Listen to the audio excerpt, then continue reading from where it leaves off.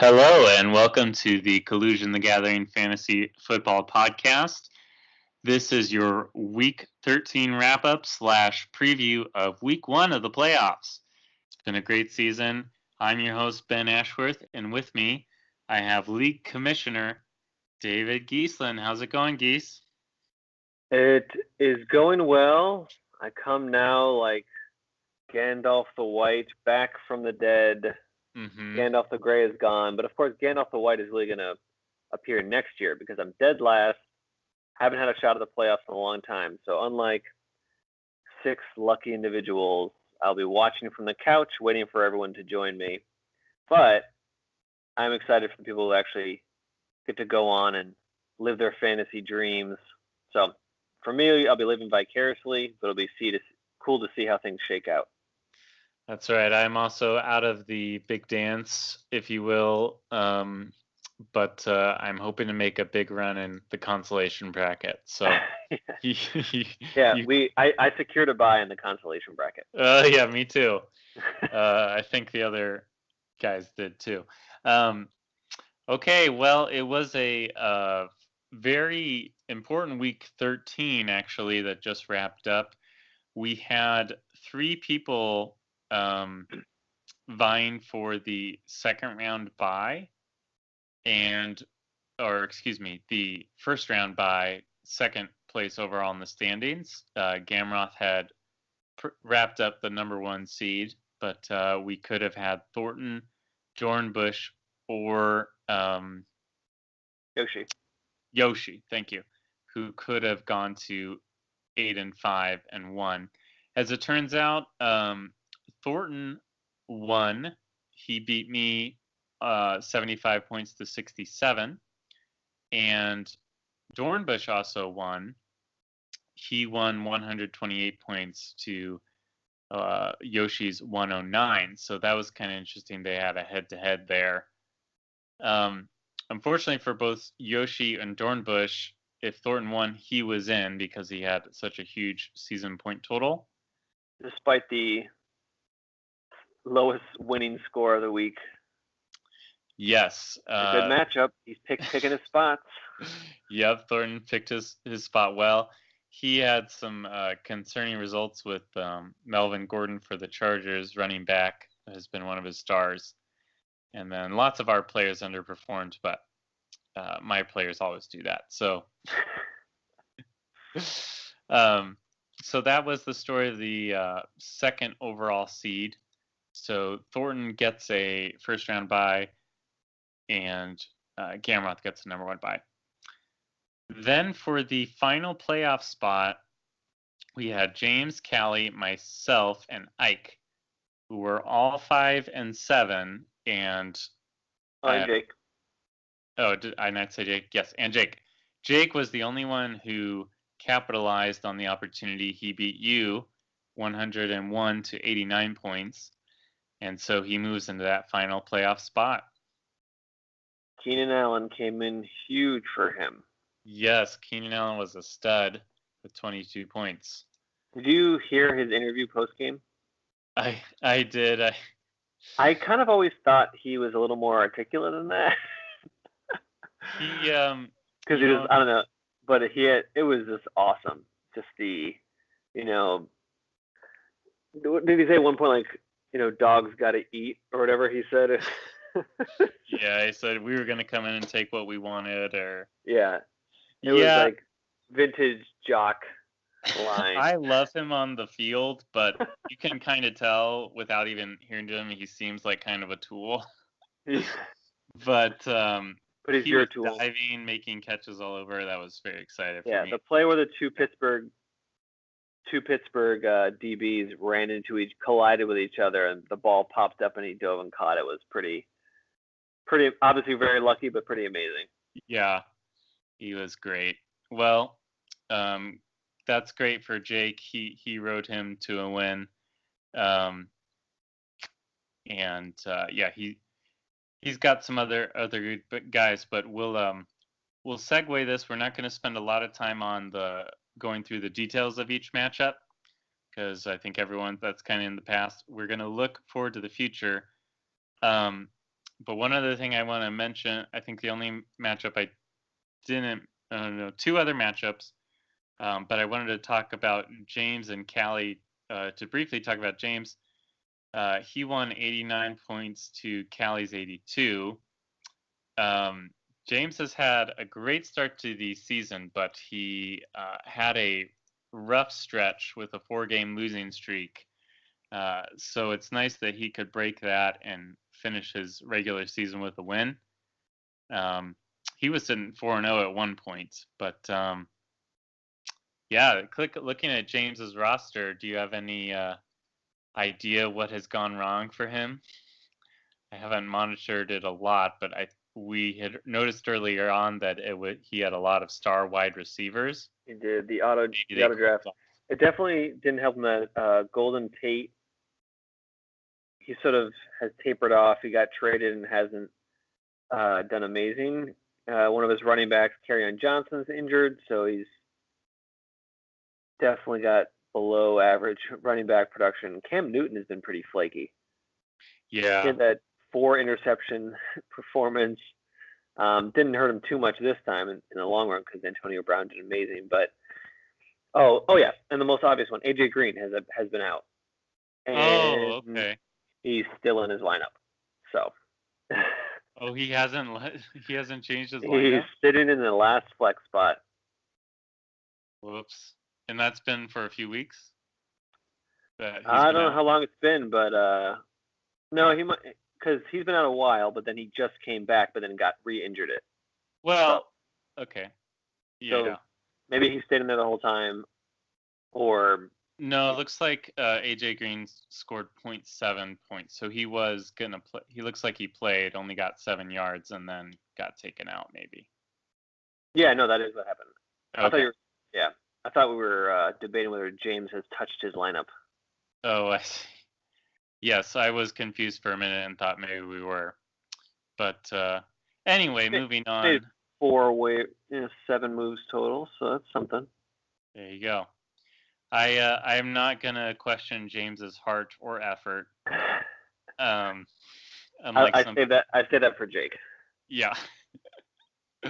Unlike some people are scrapes questioning. Into the playoffs. What was that? Who scrapes into the playoffs? Yes, Jake. I think he was checking in. I think there was 1 or 2 weeks he might have missed setting his roster, but I do think he was checking in. He did enough. You did enough. There you go. All right, guys. Well, we're going to move into our preview of the first week of the playoff. It's going to be a bit of a quiet week because there's only going to be 2 quarterfinal matchups. But let's dive into the quarterfinals. The first matchup will be James versus Yoshi. Yoshi, a first-year manager, doing quite well, making the playoffs as the 5th seed, 7-6. James, as we've already touched on, also at 7-6 as the 4 seed. So, Geese, what are some of the keys here to this matchup? And who do you like to win? Well, if James switches out AJ Green, I like his chances better. But I do like Yoshi.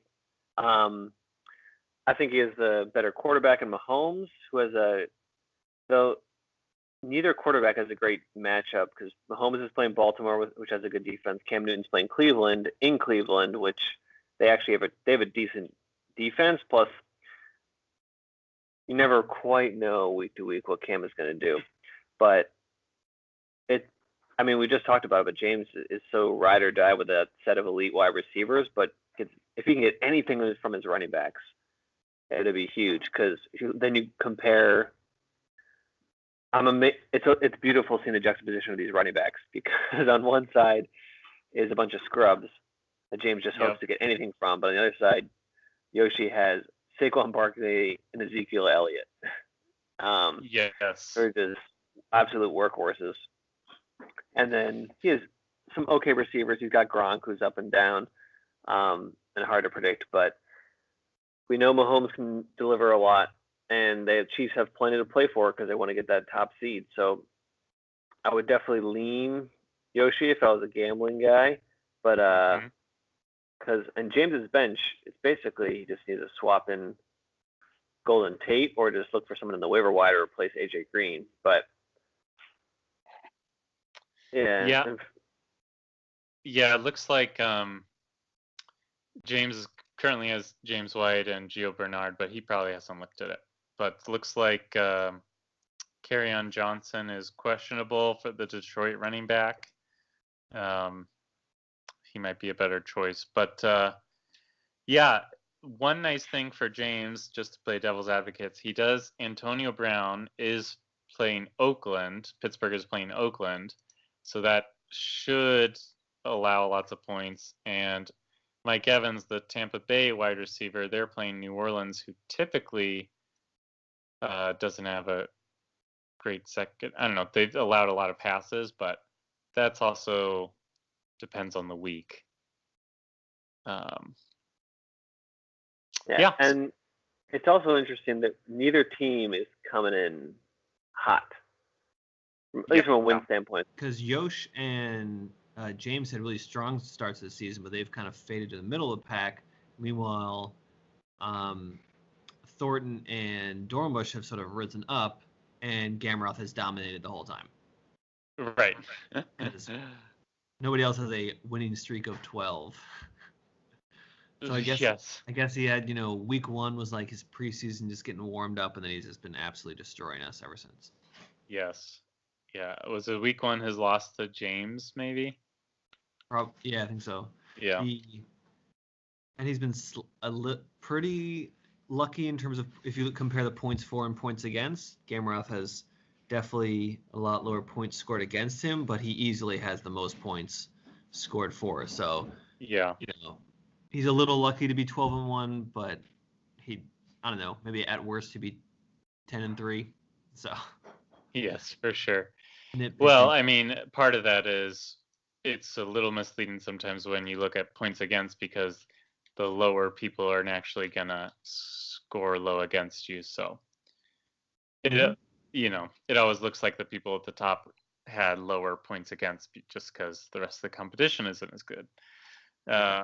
But okay, well, I will go ahead and throw out my lot for Yoshi, the pick him as the winner, based on just what you said, the 2 elite running backs, and then I do like Mahomes' potential a little more than Cam Newton's. He's been on fire the last 2 times he played, 35 fantasy points followed by 33 versus Oakland. So. I guess Baltimore is a little concerning, but we'll see.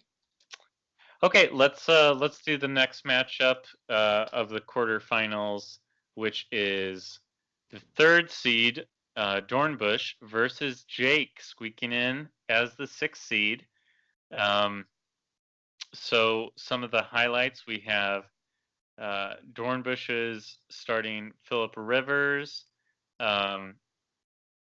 DeAndre Hopkins for the Houston wide receiver, Melvin Ingram, New Orleans running back, Chubb, Cleveland running back,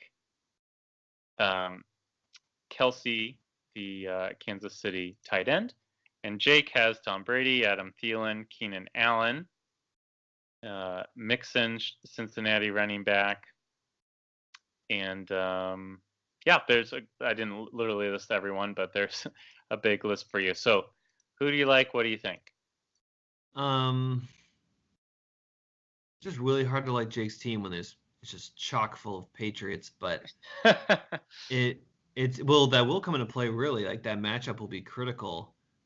Patriots down in Miami. And Miami typically beat Miami, right? Yeah, but Miami does give them at home. Miami usually does give Patriots some fits, especially late in the year. It always seems like that happens. That sounds right. Obviously it doesn't matter if they actually win though. So as opposed to just getting good stats. What's interesting also is Jake going to put Leonard Fournette into the lineup? Is he suspended or coming off his suspension? Oh, good point. I don't know if has he served his time or are they not? Looks like he didn't play in Indy. Yeah, so he's back. Okay.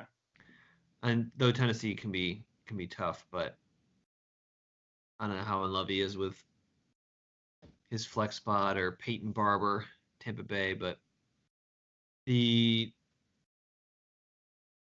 interesting with Dornbush. His team is he doesn't really have, I wouldn't say as superstars, but as you can see from the projected points, he survives on depth. Like he has consistent double-digit performers often. Yeah. So that definitely is good for the regular season, but obviously it's almost like he's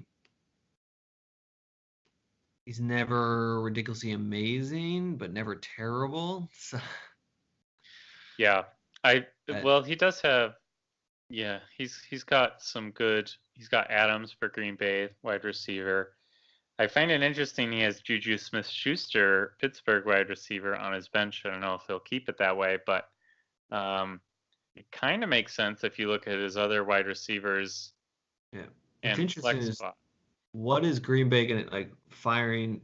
Like whenever someone fires their coach, does that mean they take a step back in production, or like are they more motivated and they go more aggressive? Who knows? But so that's a little bit of a wild card. But I don't know. Juju against Oakland sounds pretty good to me. Sounds pretty good. He's his other options. He's starting are Stephon Diggs, DeAndre Hopkins, Adams we mentioned, and then Kelsey for Kansas City. Yeah, all So nice options. what's that? I mean, they're all good options. Right. I think the key thing for him is switching his defense. Yeah, kind of ironic. He has Miami versus New England versus Jake's 3 or 4 starters on New England. So it'll truly be a key game for them. Yeah, for sure. I think he should. Yeah, Dornbush, switch your defense, please. They're only projected for 3 points. Not with the Bengals defense that you have on your bench, who you should have dumped a long time ago. But, yes. Yeah, it is an intriguing matchup. Most like as you can see with the projections are very, very close. They're within 1 point of each other of how Yahoo thinks they're going to do. But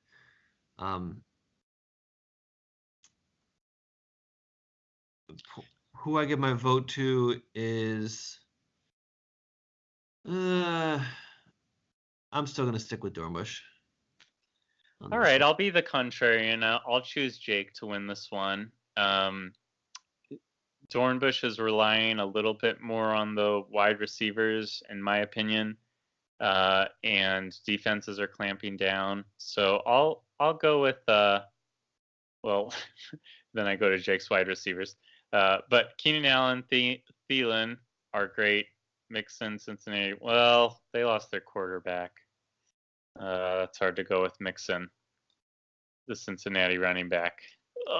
Well, I'll stick with it. I said it. I'll be the contrarian, and he'll get Leonard Fournette back too. So even though Tennessee's got a good rushing defense, so that projects for the semifinals. So the winner, we can just stay on that side of the bracket. The winner of Dornbush and Jake is going to get some Chubb Butt with Thornton. Chubb Butt. And then, so yeah, do you want to project the what that'll look like? Or yeah, picks here. Yeah, so we'll go over our picks for the whole championship bracket. So I've got Jake versus Thornton at that point. Thornton is a very strong team. He started very slowly, though. He started as bad as 2-5, and then he's on a 6-game winning streak. So he's looking pretty good and finished all the way 6th. He reminds us every freaking week on this podcast, though, of his huge total points scored. Although he's technically correct. So, it's not an exciting pick, but I'll have to pick Thornton over Jake. The Melvin Gordon injury I talked about, he's projecting to be back versus the Chiefs in week 15, so he'll have him back. And then he's got Kamara for the Saints. Michael Thomas for the Saints. They're arguably two biggest weapons. Jared Goff, he will be at Philadelphia. And yeah, those are kind of his headliners. Houston defense was actually scored a huge 20 points against me in week 13, so they're looking really good as a fantasy defense the last 3 weeks. So how about you? You would project Dornbush versus Thornton, so who do you like in that? I'm riding the Cuddle Moose train, which is one of the main games of Dornbush. Overall, I think Thornton does have a better team. He has a higher ceiling, but I think he has a lower floor, just because he's definitely dependent on the Saints' production. Matt Breida is out, and I'm not sure he's going to be back in time. The San Francisco running back. Yeah. So, I mean, not that it's going to sink him because Melvin Gordon is coming back, but just hurts his chances overall. I don't think Tyler Boyd is going to give him anything, or just not much in the wide receiver spot, or Demaryius Thomas. So I feel like he really only has one guy in Michael Thomas from there. And so, again, he has the higher potential, but I'm predicting Dornbush's consistency. He'll just chug along and do above average, and Thornton will just not everyone will hit and fire on all cylinders, and he'll lose and then complain about the fact that he scored so many points overall, but it wasn't good enough. That is my prediction. I'm saying straight cash homies is going to the final. Okay, all right. A few years ago, Dornbush did win the whole thing from the 6th seed. Oh, okay. Interesting. Okay. Well, let's go to the other side of the bracket. Our earlier quarterfinal we previewed was James versus Yoshi. And so we both picked Yoshi to come out of that, correct? Mm-hmm. Yep. So then we've got Hanging with Hernandez. This will probably be a short segment for me. I don't see any reason to pick against Gamroth, so I think he's going to win. That's definitely my instinct. I'm just pulling up Yoshi's team just one more. Yeah.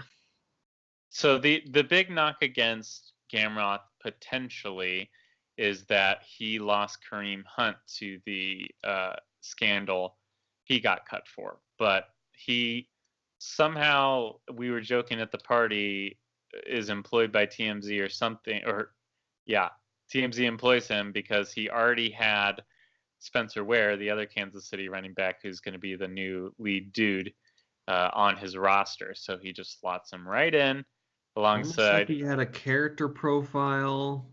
Yeah. Kareem Hunt all queued up and everything. So, yeah.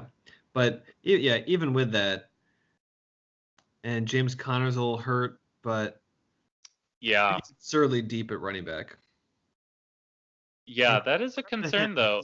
He has James Conner, but he also had Philip Lindsay for Denver, who's been insane the last 3 weeks. Mm-hmm. He's got Adrian Peterson, who's hot and cold, but can do very good, and Christian McCaffrey has just been insanely good. So 4 running backs, he continues his 4 running back assault. And Julio had a bad week last week, but last week's performance was weak, but usually is great. Kenny Golladay is the only guy in Detroit worth throwing to, but he can insert T.Y. Hilton, so he's not lacking there. But it is going to be interesting when you look at his roster. It's so strong. Like looking, okay, what could tank him, and he would need multiple guys. The reason he hasn't lost in so long, he needs multiple guys that have bad performances. And it would definitely take a Herculean effort from Yosh, but Yoshi does have a roster that can put up huge numbers with Barkley, Elliott, and Mahomes specifically. Mm-hmm. They can so it definitely is possible. All that being said, I'm still picking Gamroth. Yep. Gamroth, case in point, he was playing me in week 12. And that was the week of the Thanksgiving games. And Atlanta, he has Matt Ryan and Julio Jones, and they didn't do very well against the Saints, so I was really happy going into Sunday. Then Christian McCaffrey posts like 33, 36 points or something like that. So 35.7, that to be specific. So yeah, he can kill you if one guy lets you down. The others. Yeah, he's never scored below 100 points. In fact, he's never his lowest. So week 1 he scored 101, but since then his lowest has been 112 or 111. Yeah, basically 112. So it's super high floor and a high ceiling. So it's like, how do you argue with that? Sure. Okay, so then we go to our finals prediction, what everyone's been waiting for. So I am predicting Gamroth versus Thornton, the 1 and 2 seeds, and you are predicting Gamroth versus Dornbush, the 1 and 3 seed. Mm-hmm. So we could go really deep into this and look at all the players' Week 16 matchups, but we've gone a lot long, so let's just kind of give our gut feelings. I'll just pick Gamroth. I will say though that Thornton has scored the highest point total of the season. Week 10, he scored 170.62 points over Yoshi, which Gamroth's highest ever for the season is 151 in Week 9, also versus Yoshi. Yeah, so what do you think for the finals? I know you said don't check the matchup in Week 16, but I already pulled it up. Uh-huh. No, I think it's because what naturally happens is, are there going to be games where people don't care for players? Yep. And I think Dormish has a slight advantage in that, just because he has higher performing teams, but they're still going to be fighting. His guys are like fighting for seeding versus some of like Matt. Gamroth has 2 guys on Atlanta who are not going to be in the playoff picture. Denver, DC, Carolina, so teams that might not be as incentivized to win in Week 16. Now, obviously, it's not Week 17, which is garbage week, but so that's the only. I feel like it needs to be a combination of that and Dormish's guys doing really well, but that's, I don't know, it's kind of a perfect storm, so I'm going to predict Gamroth to win because it's happened 12 times in a row. Yeah, that's fair. Okay, well that is our. Oh, go ahead. No, I think it'll be well earned. He had a really good draft, and he's been hot on the waiver wire, almost suspiciously. So, yeah, it's a well earned win. Right. This season definitely highlighted the draft to me because I was just looking at. I mean, I've been the biggest hunter of the waiver wire. You can see I've made 36 moves. Gamroth is second with 24 moves. So, and most people are 10 and under. So I counted up, I think I had 4 players from my draft that are still on my roster. And one of those is Cooper Kupp, who's on the IR, but I have him in my IR spot. So yeah, it was a rough draft, and of course your story, the victim of the Le'Veon Bell holdout. Yep. And then followed up by drafting 3 running backs. 2 of them aren't even. Never mind. Yeah, 4 terrible picks to start the draft does not help your chances. Yeah, it has me fantasizing about like if I knew who was going to be good this season, how good could my draft be? My dream draft, yeah. Yep. It's just what I do with March Madness every year.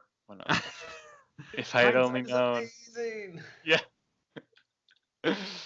Okay. Well, everyone, thanks for joining us with the preview of the Week 1 of the playoffs and a little bit of our picks. Not predicting the 3rd place game? No, we're not predicting the 3rd place game. In my scenario, it would be Yoshi versus Thornton, and I'll give Thornton a consolation prize of beating Yoshi in the 3rd place game. There you go. All right. Well, we have more times to revise our predictions and go over them as things shake out, and then we'll go over the consolation bracket in the future too. But that's it for the Week 14 preview. Let us know what you think in the comments. Send out, include your projections either in the comments or on the email chain. Let us know. Thanks everyone, and have a good day.